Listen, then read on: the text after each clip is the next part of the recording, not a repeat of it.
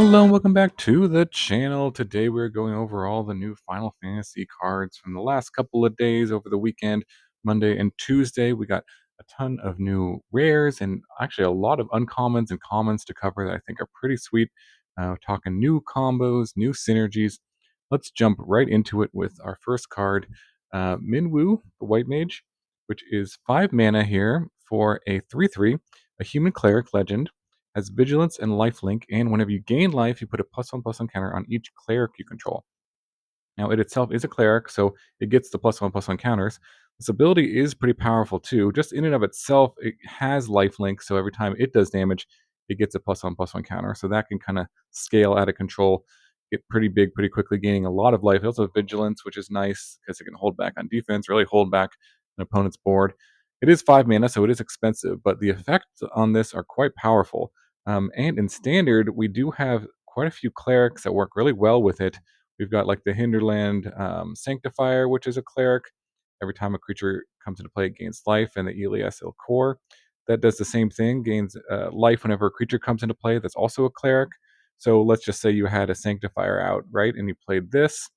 It would come into play, trigger this, you gain a life, and then it put a +1/+1 counter on both the Sanctifier and on this. If you had like two of these or one of the Ilkors here, it would come into play, and then it would trigger both of these. You gain 2 life, and it triggered this twice, but 2 +1/+1 counters on all your creatures. And then again, whenever this does damage, it's triggering this and putting +1/+1 counters on all your clerics. So this works very well in a cleric life deck gain deck. Like with Zoraline, also a cleric, you gain life every time a bat attacks, and there's other bats that have sort of life gain synergies. We also have the Shadowrite Priest in standard here. It just pumps all your clerics +1/+1, and then you can sacrifice that to get another creature into play. But something to consider if you're going completely cleric tribal, which this card seems to really want to do. It seems pretty powerful to me. Again, 5 mana is sometimes a big ask, but if you're playing a life gain deck, you're probably going to be able to get to turn 5 and not dead in standard, so that's good. But I don't know. We'll see. You know, it is a legend, so maybe you can't play 4 of these, maybe just like 3 or so. Just seems really great in like a life gain cleric deck, and pretty obviously, and could definitely take over the game with just how big it gets, and maybe could keep some of the red decks in check. I don't know. We'll see. Hard to keep those decks in check, but this card has the potential to, I would say. All right, let's go to the next rare we have here, which is Cipher Almacy. Not sure if I'm pronouncing that correctly. This is 4 mana for a 3/4, a legend human knight, and it says whenever a creature you control attacks alone, it gains double strike until end of turn, and then it has Fire Cross. Whenever it deals combat damage to a player, you can cast target instant or sorcery card with mana value 3 or less from your graveyard without paying its mana cost. If the spell would be put into your graveyard, exile it instead. So it gets a flashback something, which is powerful effect if it hits their opponent. So this card, it can pump your other creatures and give them double strike, which is kind of nice. That's not a bad effect. But I think what you really want to do with this is give it haste, so it itself can attack in and get double strike, and then get this effect twice potentially. It could be nice with just like some burn spells or things like that if you're just like burning your opponent's creatures and then getting in with this with double strike and then flashing those back. But there's some interesting synergies here, I think, with like the Frostcliff Siege here. Usually the teamer mode, creatures get +1 power and have trample and haste. So if you played this on 3 and this on 4, or say you had Land War Elves and you played this on turn 2 and this on turn 3, you could get in for double strike for 4 power here, attack for 8. Not bad. And then also flashback anything that's in their graveyard. Say if you had played the Esper Origins on turn 2, or From Father to Son, for example, both of these cards kind of get bonuses when they are flashed back, essentially, and this lets you flash them back for free, especially Father from Son, which has a really high flashback cost. Being able to search for a vehicle directly and put it into play could be pretty powerful if you're just getting in a hit with this. And again, you could flashback multiple things. Esper Origins is kind of nice with this because it's Surveil, so it kind of fills up your graveyard for this to flashback more things potentially, and then you get to get the backside of this Esper Origins for free, essentially. So this card seems interesting. Definitely very high ceiling on this. Being able to cast things for free from your graveyard is very good. Double Strike is a powerful effect as well. The cast of 4 mana might be, again, just like too slow for standard. Not sure. And you kind of have to build around this to make it good. Having another creature in play that can attack, or giving itself haste, I think maybe is the best way to use this. But an interesting card for sure. And something to consider. Maybe we'll get other cards too that like you really want to flash back from the graveyard, and this card is really good at doing that. So interesting one. All right, let's go to Dion, which is a 4 mana 3/3 human noble knight legend, and it says during your turn, it and other knights you control have flying, and it creates a 2/2 white knight creature token. So you're kind of getting almost like 5/5 flyer on the front side, which is pretty good for 4 mana. And then 6 mana to flip it over. You get a 5/5 flyer here again, which is actually a dragon, which is kind of cool. And then the first mode here is to put a +1/+1 counter in each other creature you control. So it doesn't put it on this, and those creatures gain flying, but it would potentially, put it on the knight token that you got. So that could be, kind of synergizes with this front side a little bit. Pumps your whole team, gives them flying. That could end the game. And then destroy target permanent, and then exile, and you flip it back over here to its front side, which then gives you another 2/2, which is kind of nice as well. Um, I think you kind of have to evaluate this without this backside, because again, if they have a removal spell or just dies, it's going to be hard to get to 6 mana and flip it over. But it is a nice bonus if the game goes late and you have the mana to do it.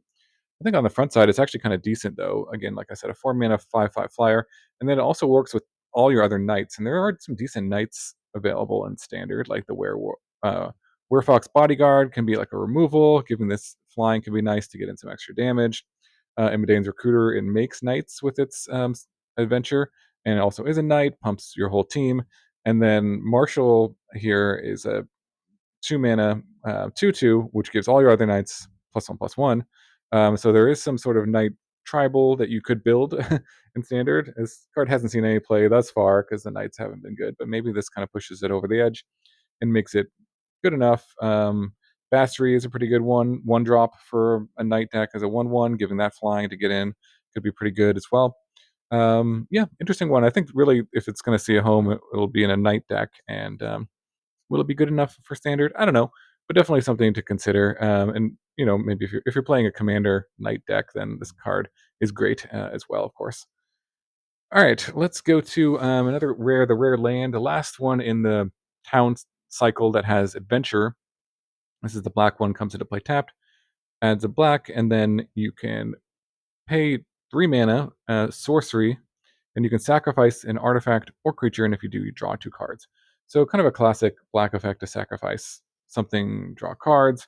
I think you really want to make sure you're building a deck that you want to sacrifice something. You're getting some good value out of this, not just a creature that you actually want to have in play. But things like the Greedy Freebooter who gets an effect, or the Infestation Sage that are cheap, that kind of give you almost an upgrade of the actual creature that you want to sacrifice. Or the Greedy Freebooter, you could sacrifice a treasure token, the Vine Reap Mentor, sacrifice it, or the food tokens, because those are also artifacts. So any kind of artifacts that are lying around, you can sacrifice them for extra value.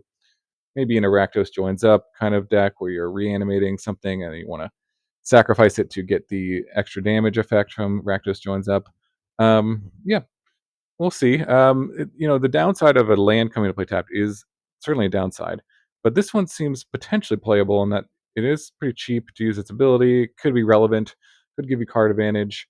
Um, Quite a bit of card advantage because you could draw two from this and then play the land afterwards. So, yeah, I think maybe in like a sacrifice deck, a mid-range sort of sacrifice deck, this card would be definitely a consideration for seeing play. And again, the opportunity cost isn't too high. A lane coming to play tapped isn't great, but I don't know.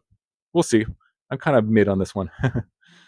All right, let's jump into a bunch of uncommons and commons that were revealed over the last couple of days that were quite good, that kind of stood out to me, that I wanted to talk about, that I think have some potential for standard play. Restoration Magic is a 1 mana instant, and you can choose any of these modes to pay additional. If you pay 0 additional, target permanent gains hexproof and indestructible. So kind of protect yourself. one of your creatures or any of your permanents actually from a removal spell, which is nice to if you have an artifact or enchantment you need to protect.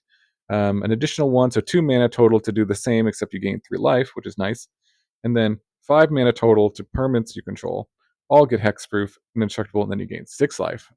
So kind of nice, again, protection effect. I think this does see play because there are some other effects in standard that already do this, that give a permanent hexproof and indestructible. The thing that stands out to this for this card is like it gives you additional life. So, and there are again a lot of cards that kind of trigger off of life gain, which is pretty nice. The Essence Chandler, a Johnny's Pride Mate, Amalia, those kind of life gain, Soul Sister kinds of decks. I could see this potentially being maybe a sideboard card or a main deck card in those to protect your kind of key creature. Because the problem is like if you build a giant Pride Mate and then they just Doomblade it or whatever, you're kind of sad. But this can protect it and gain you some life and give you all the triggers on all these again. And it can be pretty good because these kinds of decks are usually pretty bad against like sweepers. Once Sunfall rotates, I must say, then this is going to be much better. This last effect of giving everything indestructible. If most of the sweepers are all like destroy everything sweepers, then giving indestructible is quite good to everything. So, yeah, I could see this potentially seeing some play. Maybe main deck, probably more of a sideboard card, but a decent and efficient way to answer your opponent's answers. Okay, so let's go to Cactuar, which is the mini Cactuar, I guess, from not so jumbo anymore. Um, but it's a 1 mana 3/3 plant with trample, and it says at the beginning of your end step, if this creature didn't enter the battlefield, you return it to your owner's hand. An interesting card. Basically you play this as a 3/3, and then you pass the turn, and it stays in play. Then the next turn you can attack with it, and then at during your second turn, it bounces back to your hand at the end of the turn. So it's kind of an interesting effect. And then you could play it the next turn. You can't attack, and then the following turn, you could attack with it. So it can kind of like attack every second and then fourth and then sixth turn. It can block the turn you play it, which is useful. But really, I'm kind of thinking about it. It just like returns to your hand and then you can play it again. So you can get a bunch of triggers off of certain cards in standard, like the Beast Caller that says whenever you cast a creature spell, you put another counter on it. So that can be kind of synergistic to keep having creatures, the Cactuar, to play over and over again. And then some of the frog synergies from Bloomburrow, like the 3-tree Scribe, when it or another creature leaves the play, you put a +1/+1 counter on it. So you play this on 1, you attack on 2, and then you play this, the Scribe, it'll go back to your hand and put a counter here. The same with the Dowerport Mage. When a creature leaves the battlefield, you draw a card. So you play this on 1, attack on 2, play this, and then during your end step, draw a card. So that could be an interesting way of getting card advantage off the Cactuar. I don't know. Is it a little too slow or kind of clunky? Maybe it's hard to evaluate this one without actually playing with it. And it's not bad. It's just like a 1 mana block your guy trade off with your mice with a monstrous rage on it. So that could be decent as well. I mean, the stats are good. I don't know. Let me know in the comments below if you think this card is playable and standard or not. It's hard to evaluate, but because it's such an interesting effect. But yeah, interesting card. Okay, let's move on to this common, the Magitech Infantry. 1 mana for 1/1 artifact creature robot soldier, and it gets +1/+1 as long as you control another artifact. So not too hard to do. Um, and then 3 mana to search a library for a card named Magitech Infantry, put it into battlefield tapped, and then shuffle. So you can kind of fuel itself. If you get another one of these in play, it'll pump itself. So 1 mana 2/1 is a Savannah Lions, which is decent. It is a soldier, so there are some interesting soldier synergies that also give you artifacts. Like I mean, the Yotian Frontliner is an artifact soldier, so that's kind of nice. If you play this on 1, this on 2, you can attack for 2 on turn 2, and then turn 3, I don't know, search up another one, kind of get your whole army. In limited, this card also seems pretty funny. Just like draft as many as you possibly can, and just build your deck. Just get a bunch of them in play. Maybe overwhelm your opponent that way. And then the Sky Strike Officer works kind of well with this. When it attacks, it gives you another artifact soldier, and then you kind of want to swarm the board with this because then you can tap a bunch of these soldiers to draw more cards and kind of go off that way. So, soldiers hasn't been a great deck in standard. I don't know if this necessarily makes it better or that much better. Could definitely be an include, I would say, in the deck, but um, yeah, an interesting one to consider. If it said you could like include any number of these cards in your deck, that would be probably much better because you could keep searching. But I don't know. Seems decent at least. All right, let's go to Judge Magister Gabranth. 2 mana, black and a white colors for a legendary human advisor with menace. It's a 2/2. Says whenever another creature or artifact you control dies, put a +1/+1 counter on it. So kind of nice in like maybe an aristocrats style deck, a sacrifice style deck. There are some cards that kind of do similar things. I don't know if that's really all that great. It seems okay, but I just kind of wanted to point out this card. It's another one of these cards. There's so many of these now that exist that go infinite with animation module and a way to sacrifice to make mana. So this is maybe more of a commander sort of combo here. And this could be your commander, which is kind of cool if you wanted to just put this combo in that deck. So animation module, it says whenever one or more +1/+1 counters are placed onto a permanent you control, you can pay 1 mana. If you do, you create a 1/1 colorless servo artifact creature token. I believe this is legal in historic as well, or timeless. Correct me if I'm wrong, but essentially, if you have a creature out, you sacrifice it. It puts a +1/+1 counter on that. Then this triggers this. You can pay 1 to give yourself a servo. Then you can sacrifice it for the mana. Put the counter here, and then that triggers this. You can pay the 1 mana to make a servo. Basically, go infinite.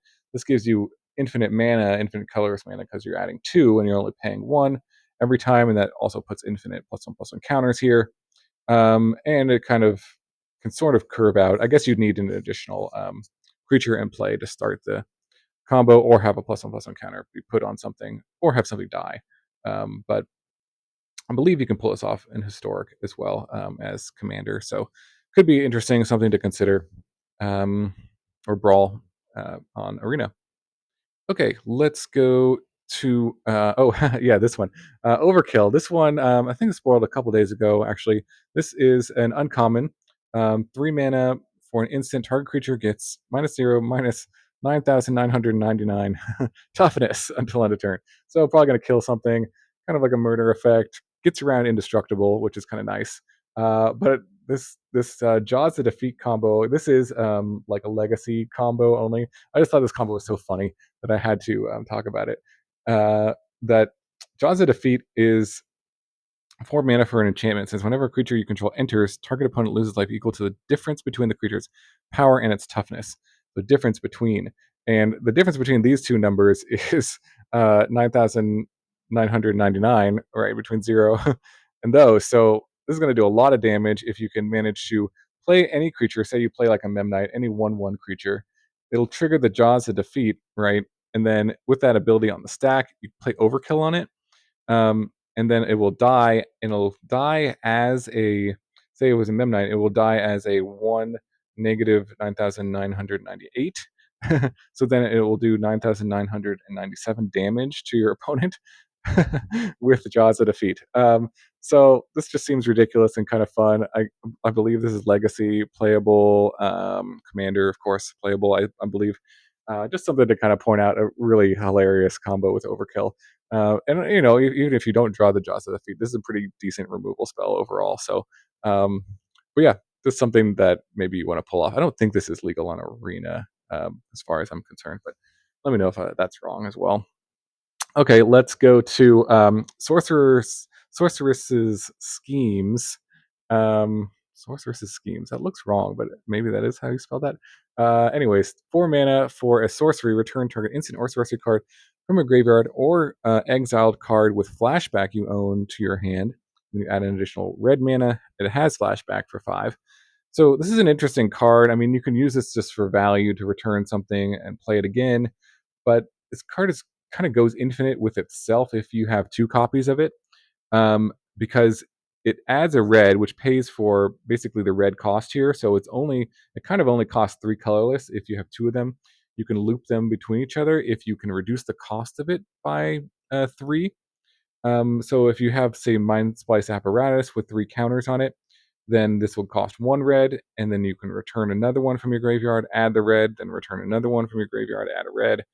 Just go infinite, to get infinite copies of this cast, and then you actually have to have something that benefits from that. You get infinite Storm, right?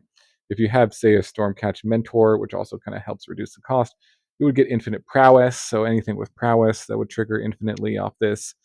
You could reduce the cost with, say, the Teamer Battle Crier or the Haughty Djinn. All those kind of help reduce costs. So I don't know. That's kind of just something to consider with this.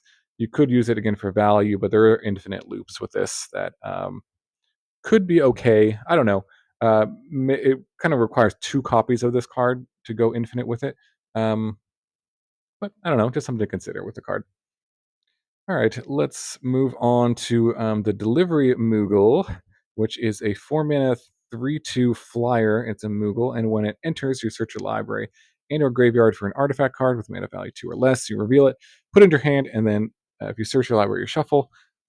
So, decent stats, not the best. 4 mana for a 3/2 flyer could trade off with something. At least gives you a little bit of board presence, which isn't bad.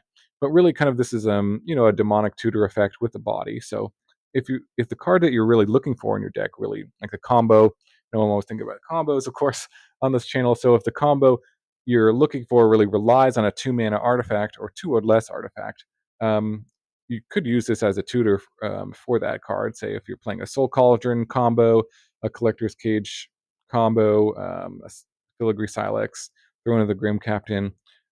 Any of these combo cards could be nice to search up, gives you redundant copies of them, or could use this kind of as a toolbox effect and play some other cards as well. But I don't know in standard. I can't think of any other like specific artifact tutors. There's not too many artifact tutors specifically, and this one comes with an okay body. So I don't know, something to consider, especially if your deck relies on one of these cards to go off. Then could be good. Especially Collector's Cage is kind of cool because it gives you a body for the cage, and then the next turn you could activate it and get the hideaway card. So yeah, I don't know. Interesting. Let me know if there's any other artifacts that may be worth searching or something that I missed with this. But these are the kind of the ones that came to mind when I was thinking about what artifacts you might want to search up with the Delivery Moogle. Okay, let's go to what I think is one of the most powerful cards revealed so far. I could be wrong about this, but this seems really good to me. It is a excuse me, a 9 mana. I was like, how much mana is this? It's 9 mana, but you probably are not casting it for 9 mana. It is 9 mana for an 8/8, and it costs 1 less for each permanent card in your graveyard, and has reach, and it says prevent all combat damage that would be dealt to it. So this card is pretty interesting, and it's not too hard to reduce this cost down to, 3 or 4 or just 2 mana. And there's already a sort of a deck that does this in standard. There's like a black green sort of like Molt Tender, Overlord, Gnawing Vermin, and then importantly it triggers up the Beanstalk, of course, because everything these days does. So you could draw additional cards off of this, but it's not too hard to fill up your graveyard. And this counts, unlike some of the other cards that count like how many creatures are in your graveyard, this counts any permanent in your graveyard. So lands count. So it seems pretty easy. Say you play a turn one Gnawing Vermin, that's 2 permanents potentially, and then Overlord of the Baelmerk, that's 4 permanents. You could return one of them, of course. But that's already 6 permanents, and then you can play this on turn 3. So that's really not that hard to get this down to 2 or 3 mana cost. And what you're getting for 2 or 3 mana is an 8/8 with reach, and it can't be damaged in combat. So really, your opponent cannot attack through this. They will have to answer it with like a bounce spell. Although if it's really cheap to replay, that's not that big of a deal. Or a Doomblade effect, although it is an artifact, so it doesn't die to go for the throat.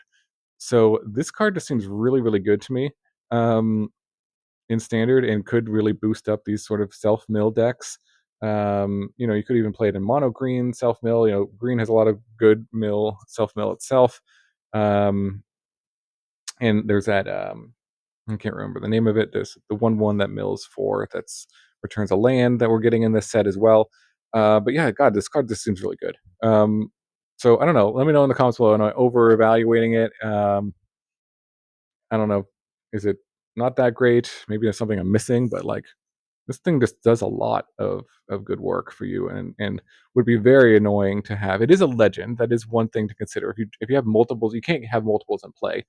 Um, so if you do draw multiples of them, you can't just have a whole bunch of them. But I think you would play maybe at least probably 3, maybe 4, just because of how good and efficient this card is in this kind of self mill strategy.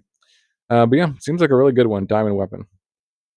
Okay, let's go to the Rook Turret. And the reason I'm only pointing this one out because there's kind of a janky infinite combo with this. It's very similar to the Transplant Theorist. So it could give you some redundancy for this card if you have a combo with the Theorist. Maybe there's other Theorist combos that this kind of also helps support. 4 mana for a 3/3 flyer construct. Whenever another artifact you control enters, you can draw a card. If you do, discard a card. It goes infinite with Encroaching Mycosynth and Crypt Caller Chariot. Again, this is very janky, but could be fun to try to pull off, and you could get more redundancy here. So the Crypt Caller Chariot says whenever you discard one of our cards, you make a black zombie token, and then if that zombie token then is a artifact because of Encroaching Mycosynth, which turns everything into artifacts, every non-land permanent into artifacts. That would trigger this. So then you would draw and discard, and then make another zombie, which is an artifact, which you then draw and discard, which makes another zombie. So you can basically go through your entire deck, draw and discarding, fill up your graveyard. You go trigger all a bunch of discard effects and fill up your board with zombies. And if you have anything that like triggers when a creature comes into play and an artifact comes into play, you just kill your opponent. But again, all of these things cost a lot of mana. They are all artifacts, which is interesting and something to consider. Makes them easier to search up, I guess. But yeah, some jank potential going on here. Maybe I'll try to build around it as a casual deck and put it on the channel. We'll see. All right, let's move on to that's one of my favorite cards, Random Encounter. Um, so this is an uncommon 6 mana red sorcery. Shuffle your library, then mill 4 cards, and put each creature card milled this way onto the battlefield, and they gain haste at the beginning of your end step. Then you return the cards to their owner's hand. So pretty funny effect, very random, and you can't really stack the top of your deck because you have to shuffle your library first. So really, the only way I think you can build around this is to just like stack your deck full of creatures that you want. Say if you had 30 creatures that you wanted to hit with this, you'd have a chance. You'd have a statistically average chance of hitting 2 of them if you had 30 creatures in your deck that you want to hit with this. So that's not bad. And any 2 creatures that you hit with this, if they were good enough, they could instantly win you the game. It does give them haste. So, for example, like I think the maybe the way to build around this is playing creatures that you can use in other ways. So, example, like prototype creatures are kind of nice because you can play them if you draw them, but then if you hit them off the random encounter, then you get, say, a 7/5 haste, and then it comes back to your hand. You can play it again as a prototype next turn, maybe. Overlords are kind of nice because you can impend them early. But then if you hit them off this, it's not the worst thing in the world. So that's kind of nice. Altenac, you can kind of use its ability if you build around this ability to return lands to kind of ramp. But then if you hit it off of this, you can attack with it.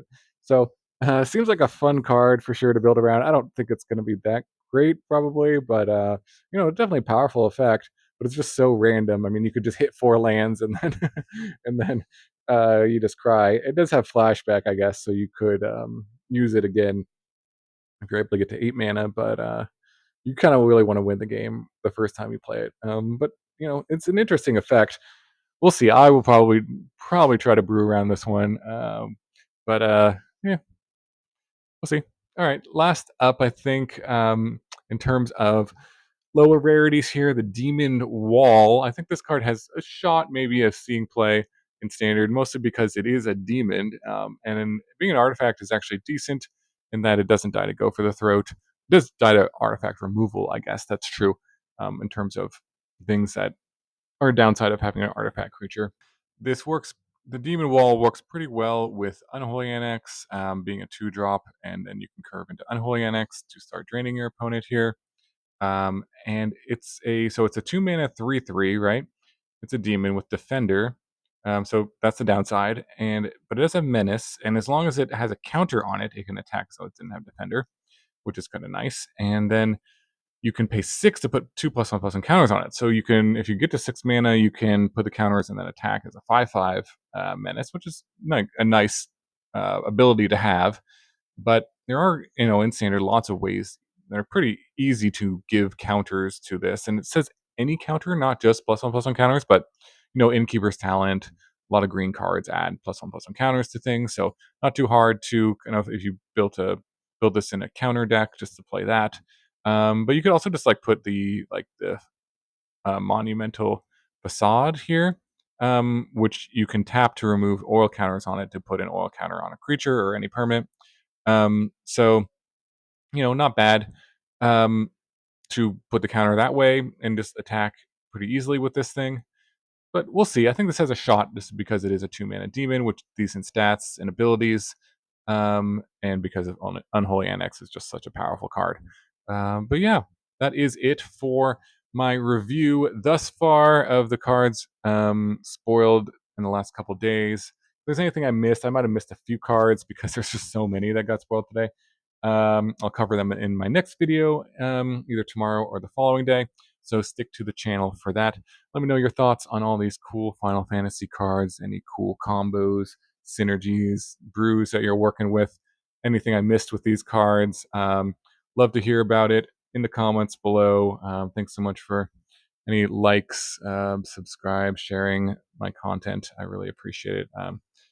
I work pretty hard on these videos to try to get them out and think of some interesting combos to share with you all. So I really appreciate any support for the channel. If you are so inclined to join the channel for membership, I also have a membership um, function now with the channel that you can join to get early access to videos and get emotes and badges and things like that. So that really helps me out and keeps me motivated to keep making these videos if you're enjoying them. And then, of course, when the set drops in, I think it's going to be next week or in 2 weeks when the set drops on Arena, I will have all my brews going and gameplay videos of that. So stick to the channel for that. All right. Thanks so much for watching. I really hope you have a wonderful day, and I will see you in the next video.